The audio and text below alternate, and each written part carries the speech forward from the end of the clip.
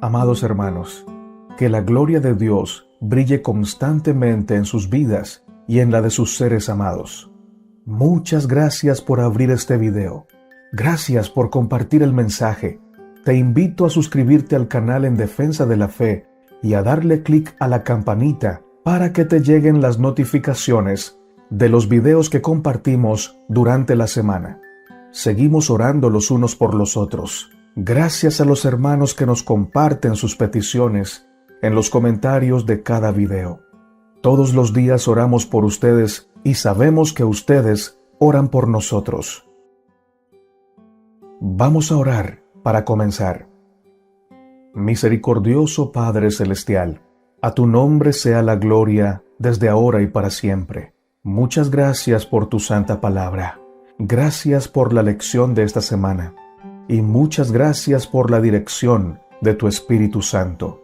Abre nuestro entendimiento y nuestro corazón para comprender tu santa voluntad y también para ponerla en práctica. En el nombre de Cristo Jesús. Amén. Sábado 27 de julio. Para memorizar. Hombre, Él te ha declarado lo que es bueno. ¿Y qué pide Jehová de ti? Solamente hacer justicia y amar misericordia y humillarte ante tu Dios.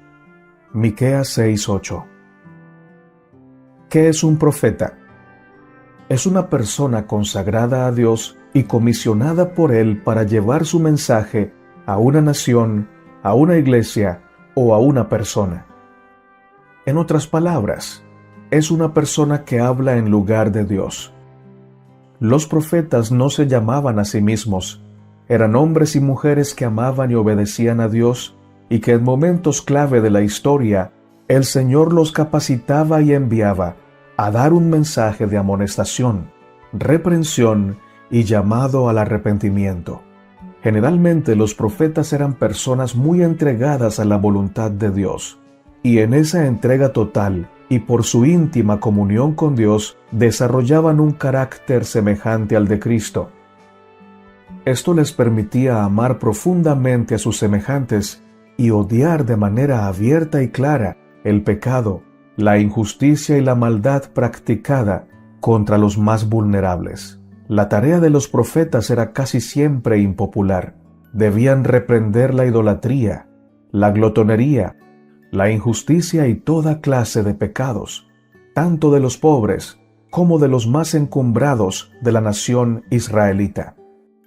Impresiona mucho saber que uno de los pecados que los profetas más denunciaron fue el de la opresión de los ricos sobre los pobres, porque Israel era el pueblo que más justicia debía practicar y más ayuda debía brindar a los desprotegidos, vulnerables e indefensos, pues conocían a Dios, tenían su ley, y en ella Dios los había instruido para ser una nación dadivosa y generosa con los más necesitados. En medio de tanta injusticia e hipocresía del pueblo remanente de aquel tiempo, se elevó constantemente el clamor de los profetas ante Dios para que el Señor hiciera volver los corazones egoístas de su pueblo al arrepentimiento, y ante el pueblo, para reprender la avaricia, el egoísmo y la vanidad que los estaba destruyendo y los estaba convirtiendo en un pueblo que oprimía a los pobres.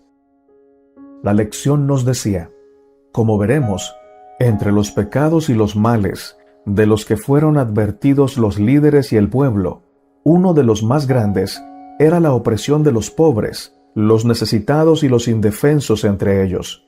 Sí, adorar ídolos era malo, y sí, seguir falsas prácticas religiosas era malo, pero aprovecharse de los débiles y de los pobres también era condenable. El espíritu de profecía nos dice, el mensaje podría no agradar a aquellos a quienes era enviado. Ellos podrían no querer nada nuevo, sino desear continuar haciendo lo que hasta entonces habían hecho. Pero el Señor los conmovía con reprensiones, reprochaba su conducta, infundía nueva vida en los que estaban durmiendo en su puesto del deber y en los que eran centinelas fieles. Les mostraba su responsabilidad y que se los tendría por responsables de la seguridad del pueblo. Eran centinelas que no habían de dormir ni de día ni de noche. Habían de descubrir al enemigo y dar la alarma al pueblo. Testimonios para los ministros, página 404 y 405. Feliz semana para todos mis hermanos en Cristo Jesús.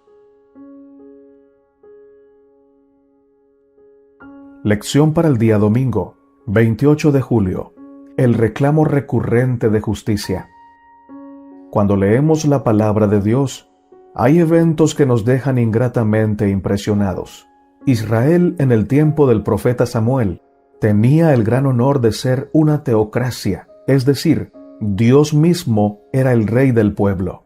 No había una nación más privilegiada que ellos. Las naciones tenían sus reyes, todos los pueblos tenían sus reyes de carne y hueso, pero el sustento del palacio y la vida costosa de los reyes eran generalmente patrocinados por el trabajo duro de todos los súbditos de su reino. Israel no tenía que trabajar para sustentar a ningún rey, pues el dueño de la plata y el oro era su rey. Sin embargo, pidieron un rey bajo el pretexto de que querían ser como las otras naciones. Uno lee esto y dice, ¿qué? ¿Cómo es posible tamaña ingratitud y tamaña brutalidad de parte de Israel? Querer renunciar a ser el pueblo que tenía el privilegio de tener al Rey del Universo como su Rey literal. Vamos a leer primero de Samuel, capítulo 8, versos 10 al 18, y vamos a responder la siguiente pregunta. ¿Cuál fue la advertencia del profeta Samuel al pueblo en respuesta a su pedido de un rey? Esto dice la palabra de Dios. Y refirió Samuel todas las palabras de Jehová al pueblo que le había pedido rey. Dijo, pues, así hará el rey que reinará sobre vosotros. Tomará vuestros hijos, y los pondrá en sus carros y en su gente de a caballo, para que corran delante de su carro, y nombrará para sí jefes de miles y jefes de cincuentenas.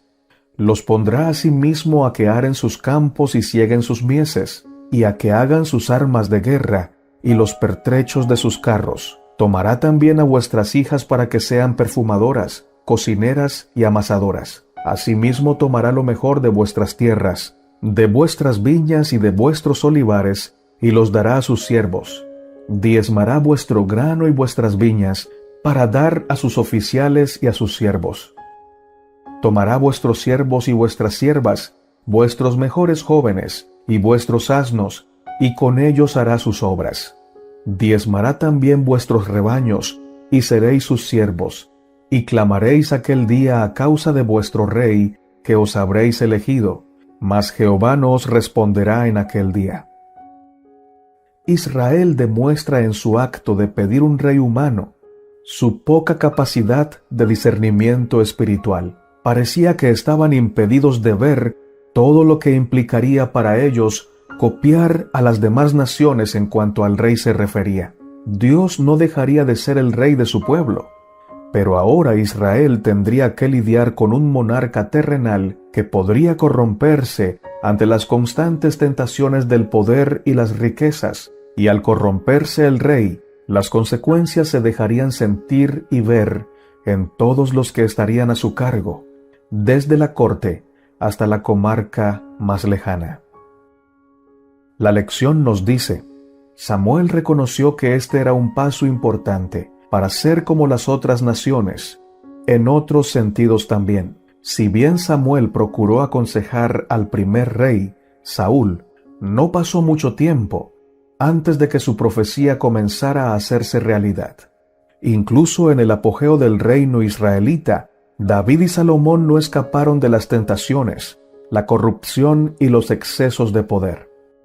A lo largo de los reinados de los reyes de Israel y de Judá, una de las respuestas de Dios fue enviar profetas para que dieran a conocer su voluntad y recordarles a los dirigentes y al pueblo israelita sus responsabilidades de origen divino para con los miembros olvidados de su sociedad.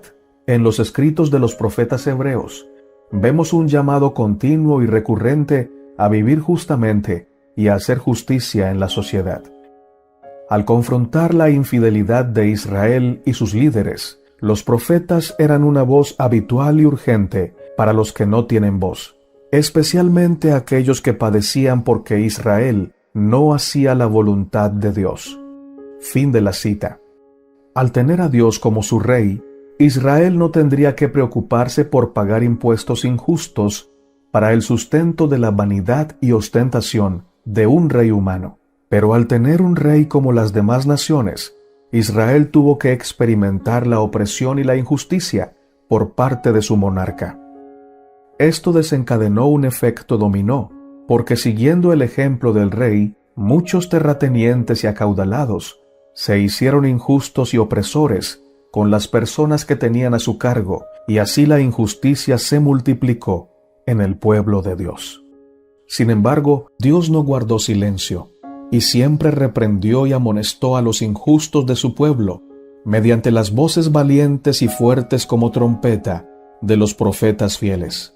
Para los profetas de Dios, toda injusticia, por pequeña que fuera, era denunciable con celo santo y voz potente.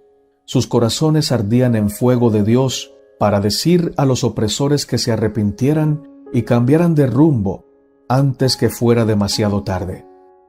Los profetas eran la voz de Dios en favor de los pobres, los desamparados y los oprimidos. Dios no calla. Él siempre denuncia nuestra maldad para despertarnos y lograr que nos arrepintamos y cambiemos el rumbo de nuestra vida antes de que sea demasiado tarde. La lección nos dice, lo que estos profetas nos ofrecen es una vislumbre del corazón y la mente de Dios. Al hablar en nombre de Dios, pueden ayudarnos a ver la injusticia y el sufrimiento de nuestro mundo a través de los ojos llenos de lágrimas de Dios. Pero esta pasión también es un llamado a la acción, a trabajar con Dios para aliviar y remediar la opresión y el dolor de quienes nos rodean. El espíritu de profecía nos dice, cuando los hombres deciden seguir su propio sendero, sin buscar el consejo de Dios o en oposición a su voluntad revelada, les otorga con frecuencia lo que desean, para que por medio de la amarga experiencia subsiguiente sean llevados a darse cuenta de su insensatez y a arrepentirse de su pecado. El orgullo y la sabiduría de los hombres constituyen una guía peligrosa. Lo que el corazón ansía en contradicción a la voluntad de Dios resultará al fin en una maldición, más bien que en una bendición. Que tengas un excelente día en compañía de nuestro Padre Celestial y de toda la hueste angélica. Lección para el día lunes, 29 de julio. El profeta Amós. Yo no soy profeta, ni hijo de profeta, sino que cuido ovejas y cultivo higueras. Pero el Señor me sacó de detrás del rebaño y me dijo, ve y profetiza a mi pueblo Israel. Amós capítulo 7, verso 14 y 15. Amós fue muy franco al admitir su falta de cualidades para ser un profeta, pero al presentar su mensaje a la nación israelita, muestra una capacidad obvia para atraer a sus oyentes a lo que él quiere decirles. Comienza con un comentario popular, enumerando las naciones circundantes, Siria, Filistea, Fenicia, Edom, Amón y Moab, y detalla sus delitos, atropellos y atrocidades por los que Dios los castigará. Ver Amós capítulo 1, desde el verso 3 hasta el capítulo 2, verso 3. Es fácil imaginarnos a los israelitas aplaudiendo estas acusaciones a sus enemigos, en particular porque muchas de las transgresiones de estas naciones fueron dirigidas contra los propios israelitas. Luego Amós se acerca un poco más, al declarar el juicio de Dios contra el pueblo de Judá, los vecinos del sur de Israel, en los reinos ahora separados. Hablando en nombre de Dios, Amós cita su rechazo de Dios, su desobediencia a sus mandamientos y los castigos que vendrían sobre ellos. Amós capítulo 2, versos 4 y 5. Nuevamente podemos imaginar al pueblo del reino del norte aplaudiendo mientras el profeta Amós señala la maldad de quienes los rodean. Pero entonces Amós se dirige a su audiencia. El resto del libro se centra en el mal, la idolatría, la injusticia y los repetidos fracasos de Israel ante los ojos de Dios.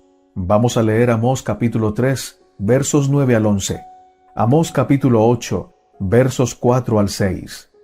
¿Contra qué pecados nos advierte? Dice el Señor: proclamad en los palacios de Asdod y en los palacios de la tierra de Egipto, y decid: reunidos sobre los montes de Samaria, y ved las muchas opresiones en medio de ella, y las violencias cometidas en su medio. No saben hacer lo recto, dice Jehová, atesorando rapiña y despojo en sus palacios. Por tanto, Jehová el Señor ha dicho así: un enemigo vendrá por todos lados de la tierra, y derribará tu fortaleza, y tus palacios serán saqueados. Amós 8, 4 al 6. Oíd esto, los que explotáis a los menesterosos, y arruináis a los pobres de la tierra, diciendo: ¿cuándo pasará el mes, y venderemos el trigo, y la semana, y abriremos los graneros del pan, y achicaremos la medida, y subiremos el precio, y falsearemos con engaño la balanza, para comprar los pobres por dinero, y los necesitados por un par de zapatos, y venderemos los derechos del trigo? Si bien el profeta Amós no es diplomático en su lenguaje y da amonestaciones de condenación, su mensaje está sazonado con súplicas para que vuelvan a Dios. Esto incluye una renovación del sentido de justicia y el cuidado de los pobres entre ellos. Pero corra el juicio como las aguas, y la justicia como impetuoso arroyo. Amós 5:24. Los últimos versículos de la profecía de Amós apuntan a una futura restauración para el pueblo de Dios. Ver Amós capítulo 9, versos 11 al 15. En la hora de su más profunda apostasía y mayor necesidad, Dios le dirigió un mensaje de perdón y esperanza. Profetas y Reyes, capítulo 212. Hay ocasiones en que debemos estar preparados para hablar con dureza, para corregir el error. ¿Cómo discernir cuándo es apropiado ese lenguaje? El espíritu de profecía nos dice: de generación en generación, el Señor tuvo paciencia con sus hijos extraviados, y aún entonces, frente a una rebelión desafiante, anhelaba revelarse a ellos, dispuesto a salvarlos. Exclamó: ¿qué haré a ti, oh Judá? La piedad vuestra es como la nube de la mañana, y como el rocío que de madrugada viene. Oseas capítulo 6, verso 4. Profetas y Reyes, página 213.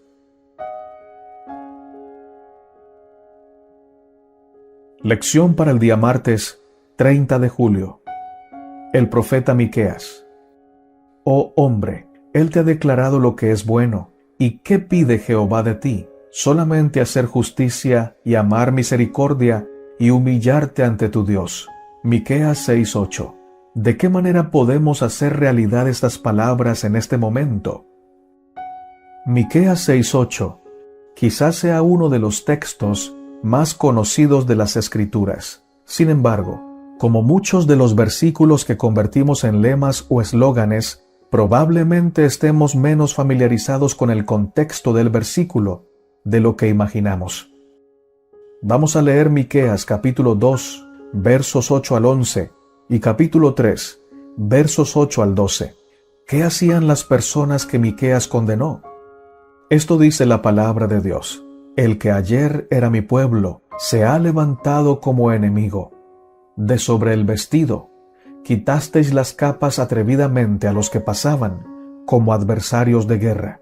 A las mujeres de mi pueblo echasteis fuera de las casas que eran su delicia.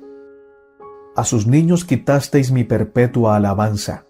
Levantaos y andad, porque no es este el lugar de reposo, pues está contaminado, corrompido grandemente. Si alguno andando con espíritu de falsedad mintiere diciendo: yo te profetizaré de vino y de sidra, este tal será el profeta de este pueblo. Miqueas 3, 8 al 12. Mas yo estoy lleno de poder del Espíritu de Jehová, y de juicio y de fuerza, para denunciar a Jacob su rebelión, y a Israel su pecado. Oíd ahora esto, jefes de las casas de Jacob, capitanes de la casa de Israel, que abomináis el juicio y pervertís todo el derecho, que edificáis a Sión con sangre y a Jerusalén con injusticia. Sus jefes juzgan por cohecho, y sus sacerdotes enseñan por precio, y sus profetas adivinan por dinero, y se apoyan en Jehová, diciendo: ¿No está Jehová entre nosotros? No vendrá mal sobre nosotros.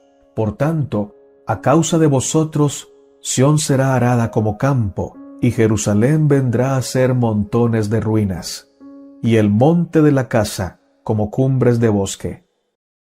Con el reinado de Acaz como rey de Judá, el pueblo de Dios bajó un escalón más en la historia y la espiritualidad de su nación. La idolatría y sus diversas prácticas nefastas aumentaban. Al mismo tiempo, como también señalaron otros profetas de la época, los pobres seguían siendo explotados y atacados. Miqueas, al igual que sus colegas contemporáneos, es un profeta de condenación. Los primeros 3 capítulos del libro, casi en su totalidad, expresan la ira y el dolor de Dios por el mal que su pueblo había cometido, así como la destrucción que se avecinaba. Pero Dios no había abandonado a su pueblo. Hasta las voces estridentes y los duros mensajes de los profetas eran una indicación del constante interés de Dios por su pueblo. Les dio advertencias a causa de su amor y cuidado por ellos. Anhelaba perdonarlos y restaurarlos. Su enojo no duraría para siempre. Ver Miqueas 7, 18 al 20. Ese es el contexto de la conocida fórmula: hacer justicia, amar misericordia y humillarnos ante Dios. Puede sonar sencillo, pero vivir esa fe en forma práctica es mucho más difícil, especialmente cuando hacerlo parece no estar en sintonía con la sociedad que nos rodea. Cuando los demás se benefician de la injusticia, se burlan de la misericordia y se manejan con orgullo, hacer justicia, amar misericordia y humillarse ante Dios requieren coraje y perseverancia. Sin embargo, no hacemos esto solos. Cuando actuamos de esta manera, andamos con nuestro Dios. ¿Cuál es la conexión entre hacer justicia, amar misericordia y humillarnos ante Dios? Cuando nos humillamos ante el Señor, estamos reconociendo que somos pecadores, reconociendo que somos polvo, que no hay ninguna capacidad en nuestra naturaleza para hacer justicia y amar misericordia, que necesitamos su perdón y su restauración en nuestra vida para poder amar la justicia y hacer misericordia. En este sentido, humillarnos ante Dios es la primera acción que deberíamos realizar para poder hacer justicia y practicar la misericordia. Sin humillarnos ante Dios, es imposible hacer justicia y amar misericordia. El Señor nos invita hoy, a través de su mensaje bíblico, a humillarnos ante Él, para Él poder restaurar en nosotros su carácter santo, de justicia, amor y misericordia.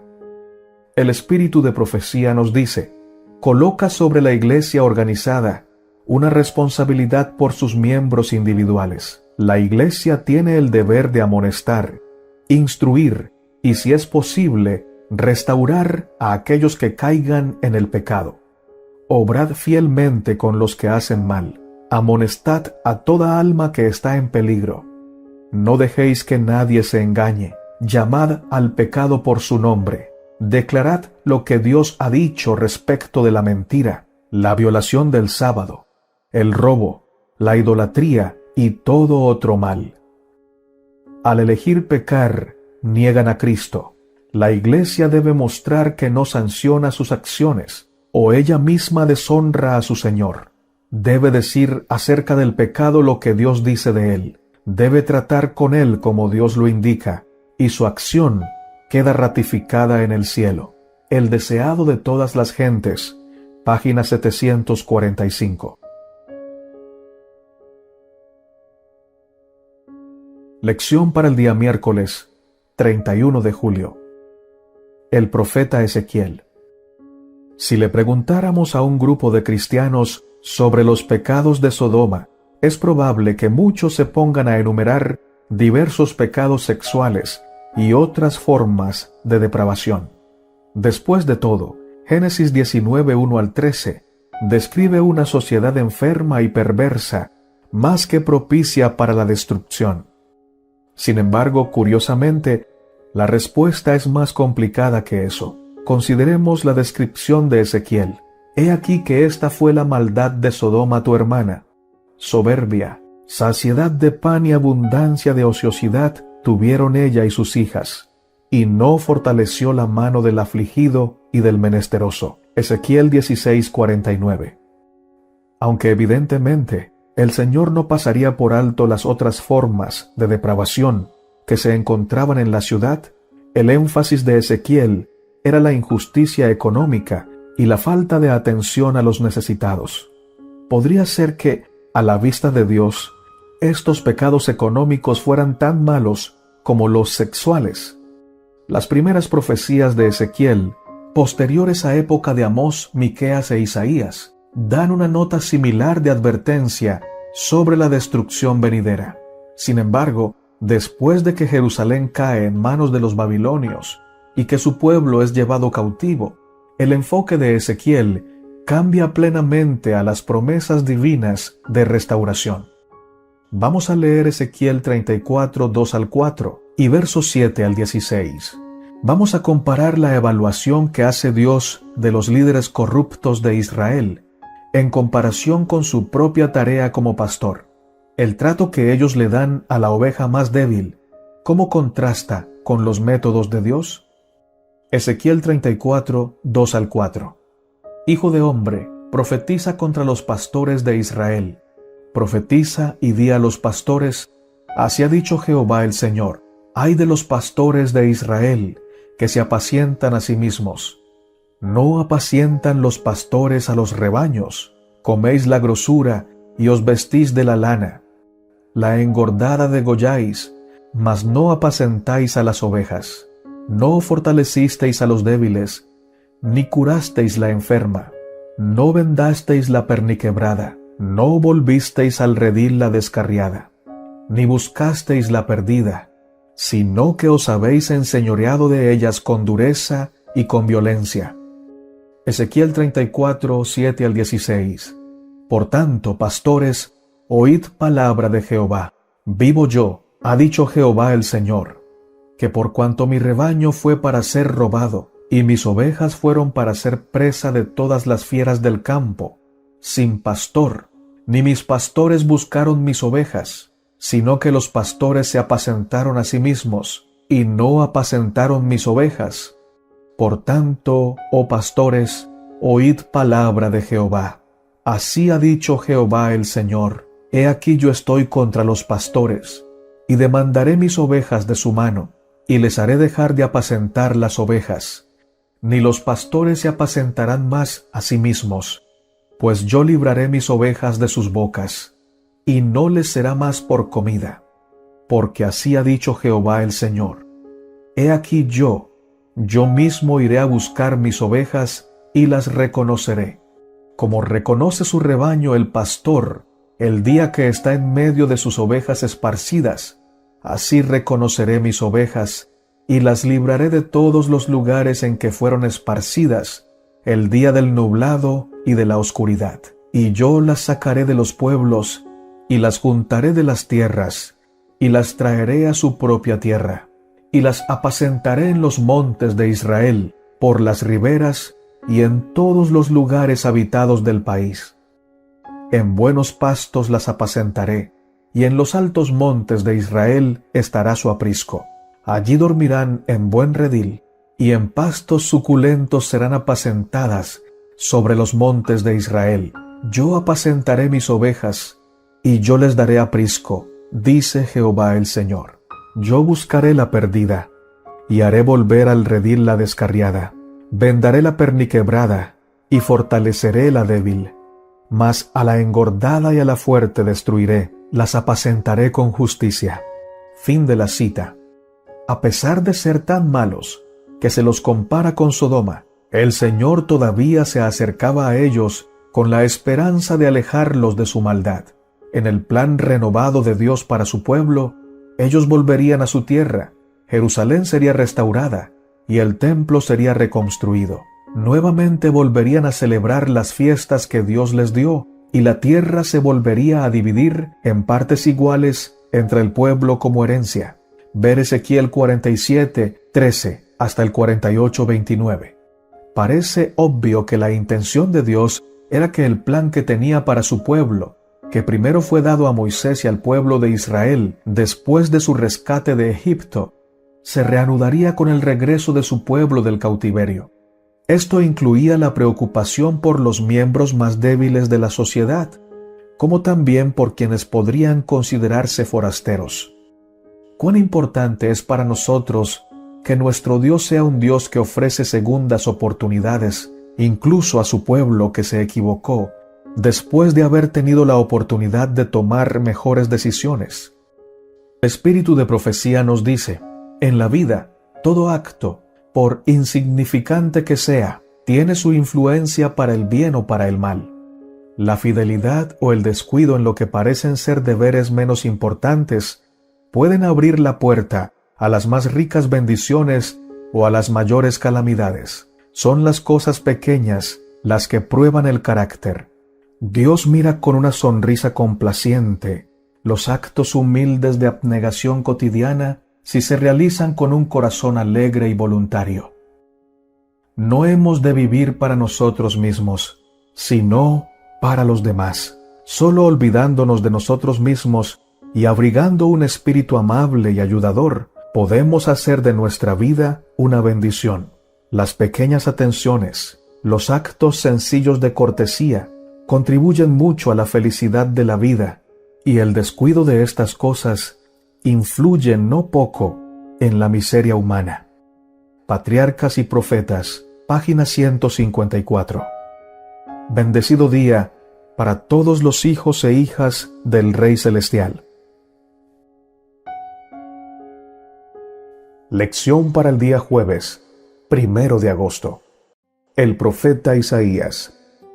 Vamos a leer Isaías capítulo 1, verso 15 al 23, Isaías capítulo 3, versos 13 al 15, y el capítulo 5, versos 7 y 8. ¿Cómo describirías la respuesta del profeta a lo que observa en la sociedad que lo rodea? Isaías 1, 15 al 23. Cuando extendáis vuestras manos, yo esconderé de vosotros mis ojos. Asimismo, cuando multipliquéis la oración, yo no oiré. Llenas están de sangre vuestras manos. Lavaos y limpiaos. Quitad la iniquidad de vuestras obras de delante de mis ojos. Dejad de hacer lo malo. Aprended a hacer el bien. Buscad el juicio. Restituid al agraviado. Haced justicia al huérfano. Amparad a la viuda. Venid luego, dice Jehová, y estemos a cuenta. Si vuestros pecados fueren como la grana, como la nieve serán emblanquecidos. Si fueren rojos como el carmesí, vendrán a ser como blanca lana. Si quisiereis y oyereis, comeréis el bien de la tierra. O si no quisiereis y fuereis rebeldes, seréis consumidos a espada, porque la boca de Jehová lo ha dicho. ¿Cómo te has convertido en ramera, oh ciudad fiel? Llena estuvo de justicia, en ella habitó la equidad, pero ahora los homicidas. Tu plata se ha convertido en escorias, tu vino está mezclado con agua, tus príncipes, prevaricadores y compañeros de ladrones, todos aman el soborno y van tras las recompensas. No hacen justicia al huérfano, ni llega a ellos la causa de la viuda. Isaías 3, 13 al 15. Jehová está en pie para litigar, y está para juzgar a los pueblos. Jehová vendrá a juicio contra los ancianos de su pueblo y contra sus príncipes, porque vosotros habéis devorado la viña, y el despojo del pobre está en vuestras casas. ¿Qué pensáis vosotros que majáis mi pueblo y moléis la cara de los pobres? Dice el Señor, Jehová de los ejércitos. Isaías 5:7. Ciertamente la viña de Jehová de los ejércitos es la casa de Israel, y los hombres de Judá, planta deliciosa suya. Esperaba juicio, y he aquí vileza, justicia, y he aquí clamor. Isaías 5:8. Ay de los que juntan casa a casa, y añaden heredad a heredad, hasta ocuparlo todo. ¿Habitaréis vosotros solos en medio de la tierra? La lección nos dice, el sermón inicial de Isaías, es decir, los primeros 5 capítulos, es una mezcla de críticas mordaces por la clase de sociedad en la que se había convertido el pueblo de Dios, advertencias de un juicio inminente en respuesta a su rechazo de Dios y sus continuas irregularidades, y ofrecimientos de esperanza si el pueblo se volvía a Dios y reformaba su vida y la sociedad. Pero quizá la emoción más fuerte que nos llega a través de sus palabras es una sensación de dolor. Basado en su comprensión de quién es Dios y lo que quiere para su pueblo, el profeta se lamenta por lo que se perdió, por las innumerables personas olvidadas que sufren y por el juicio que vendrá sobre la nación. Isaías continúa ese patrón a través de su ministerio profético. Él insta al pueblo a recordar lo que Dios ha hecho por él. También les ofrece la esperanza de lo que Dios quiere hacer por ellos en el futuro. Por lo tanto, deben buscar al Señor ahora, ya que esta relación renovada con Él incluirá arrepentirse de su maldad actual y cambiar la forma en su trato con los demás. En los capítulos 58 y 59, Isaías retoma específicamente la preocupación por la justicia. Vuelve a describir una sociedad en la que el derecho se retiró y la justicia se puso lejos, porque la verdad tropezó en la plaza y la equidad no pudo venir. Isaías 59:14. Pero también afirma que Dios es consciente de ello y que rescatará a su pueblo. Vendrá el Redentor. Isaías 59:20.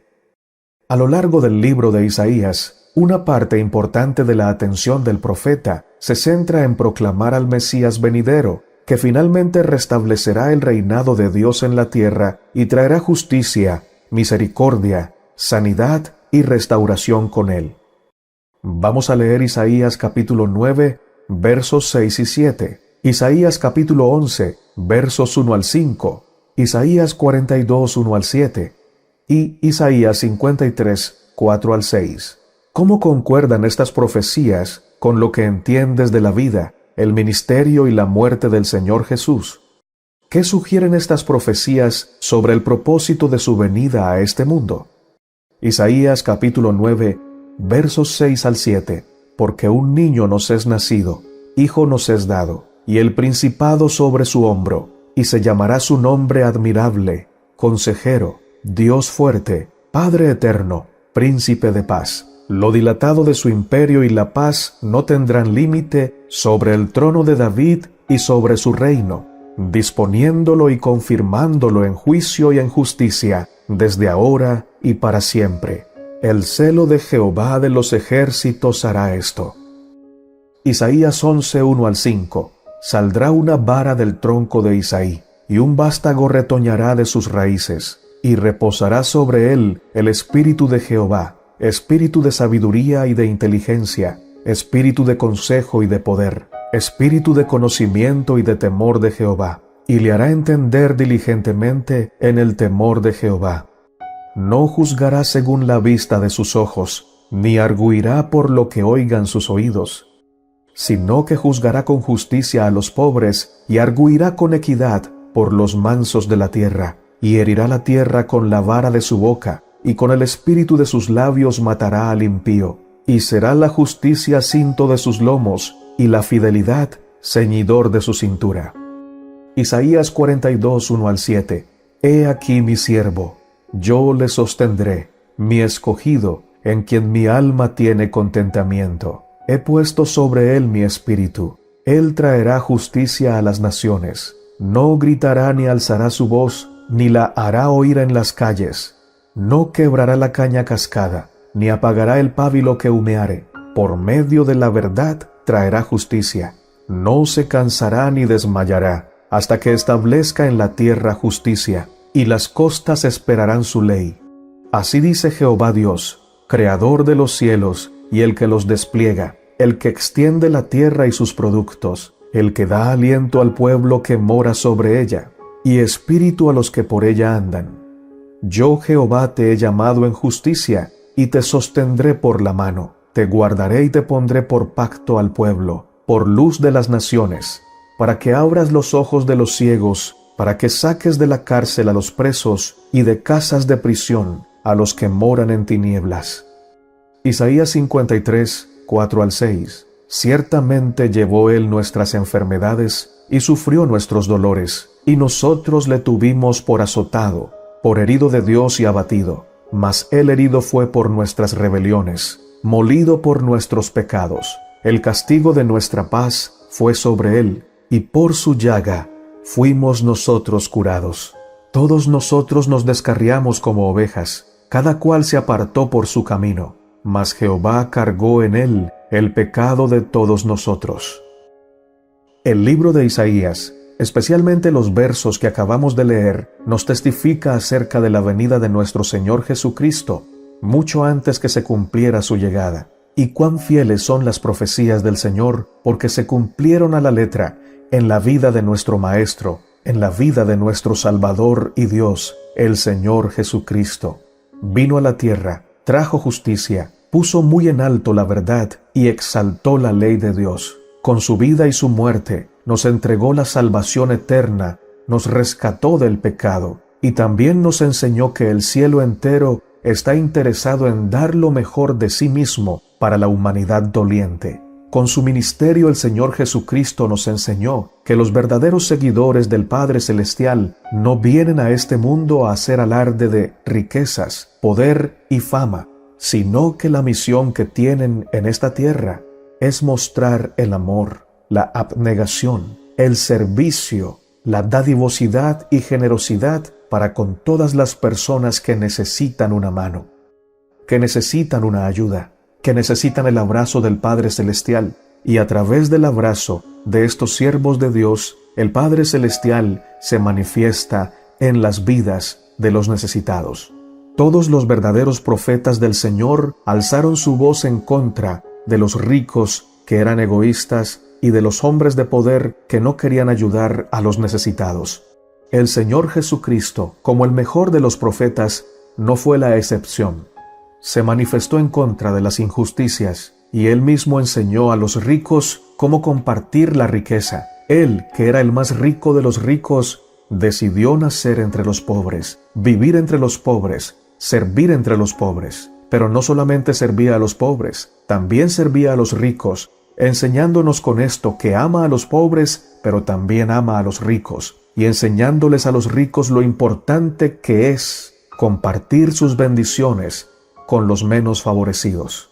Quizás tú creas que no eres rico, pero lo eres. Si tienes a Cristo, si crees en el Señor, eres heredero de las mayores riquezas del universo, la salvación, el amor de Dios, y por si fuera poco, una corona de victoria y la nueva Jerusalén.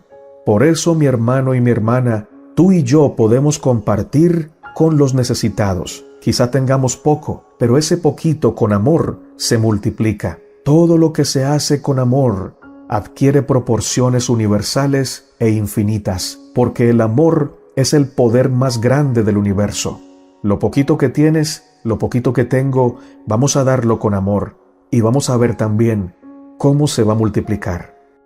El espíritu de profecía nos dice: las grandes ciudades contienen multitudes indigentes, privadas casi por completo de alimentos, ropas y albergue, entre tanto que en las mismas ciudades se encuentran personas que tienen más de lo que el corazón puede desear, que viven en el lujo, gastando su dinero en casas lujosamente amuebladas y el adorno de sus personas, o lo que es peor aún, en golosinas, licores, tabaco y otras cosas que tienden a destruir las facultades intelectuales, perturban la mente y degradan el alma. Los gritos de las multitudes que mueren de inanición suben a Dios, mientras algunos hombres acumulan fortunas colosales por medio de toda clase de opresiones y extorsiones.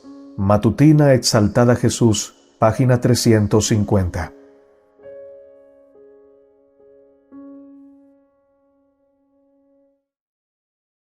Lección para el día viernes 2 de agosto, para estudiar y meditar.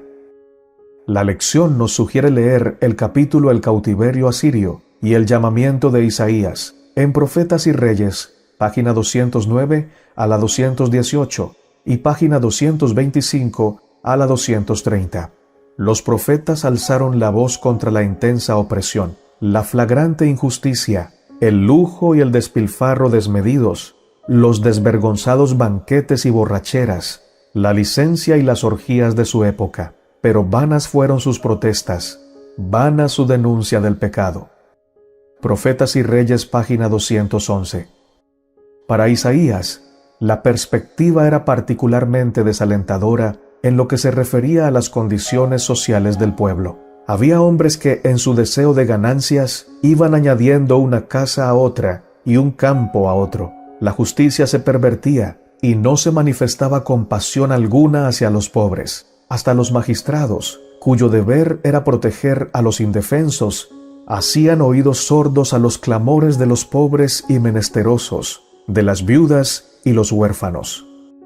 Frente a tales condiciones, no sorprende que cuando Isaías fue llamado, durante el último año del rey Usías, para que comunicase a Judá los mensajes de amonestación y reprensión que Dios le mandaba, haya querido rehuir la responsabilidad. Sabía muy bien que encontraría una resistencia obstinada. Profetas y Reyes, página 227 y 228.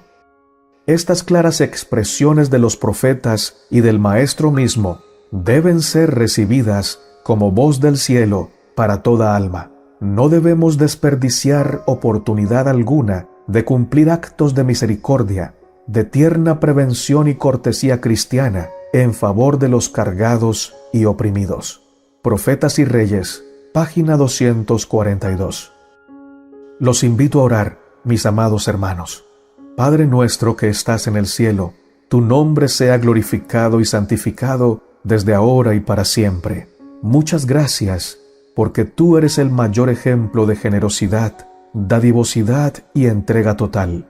Nos diste a todo el cielo en la persona de tu Hijo, el Señor Jesucristo. Nos has dado la demostración de que el verdadero amor no se queda con los brazos cruzados cuando ve a los demás sufriendo. El verdadero amor se sacrifica y entrega lo mejor para solucionar el problema y ver a los demás felices, salvados y transformados. Gracias, Señor Jesucristo, porque nos has dado vida eterna por tu sacrificio, pero también nos has dejado tu palabra para amonestarnos, para ser generosos, para dar lo mejor de nosotros a tanta gente que necesita ayuda, que necesita la manifestación del verdadero amor. Enséñanos, oh Dios, a dar lo mejor, a entregar no solamente nuestros dones materiales, sino a entregar toda nuestra vida en favor de tu causa. Pongo en tus manos cada petición que mis hermanos y hermanas han escrito en los comentarios de los videos. Gracias, Señor, porque tú eres generoso. Gracias, Señor, porque tú respondes con amor. Gracias, Padre, porque mientras nos llega tu respuesta, tú nos das tu presencia. A cada hijo e hija tuya que ha escrito peticiones aquí, tú ya le has respondido con tu presencia, con tu abrazo, con tu consuelo, con tu paz, con la seguridad de que a tu tiempo perfecto tú harás lo mejor para responder esas oraciones, para dar evidencia de la respuesta a nuestras oraciones. Entrego en tus manos a todo tu pueblo alrededor del mundo. Capacítanos para predicar tu mensaje con la voz, pero también con la piedad práctica. Y así, Señor, tú puedas regresar pronto por tu iglesia. En el nombre glorioso y santo de nuestro amado Señor Jesucristo. Amén.